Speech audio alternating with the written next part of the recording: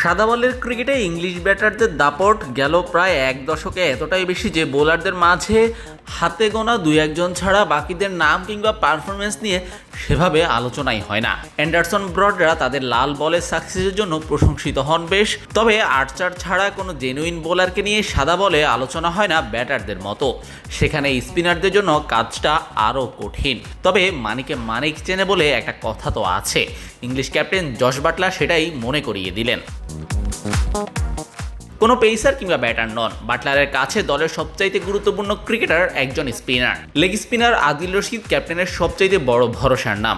এমনটা অবশ্য রাতারাতি হয়ে যাননি রশিদ, ক্যাপ্টেন নিজেই জানালেন সেটা।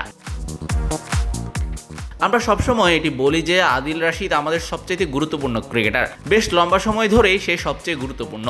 তার বোলিংয়ে অনেক বৈচিত্র্য আছে এবং উইকেট নেওয়ার মতো হুমকি জায়গায় সে একই সঙ্গে রানও আটকে রাখে।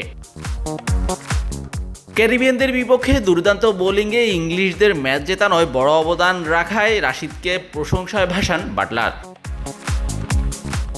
সেন্ট লুসিয়ায় 8 ওভারে বিনা উইকেটে 72 রান তুলেছিল ওয়েস্ট ইন্ডিজ। এরপর বোলিংয়ে এসে টানা 3 ওভারে পেলে মাত্র 19 রান দেন আদিল। এরপর 17তম ওভারে এসে ভয়ানক রূপ ধারণের আগেই ফেরান আন্দ্রে রাসেলকে। সেই ওভারে খরচ মাত্র 2 রান। সব মিলিয়ে 4 ওভারে দিয়েছেন মাত্র 21, সাথে সবচাইতে গুরুত্বপূর্ণ উইকেট। শাহরিয়ার শাওন, স্পোর্টস বাংলা।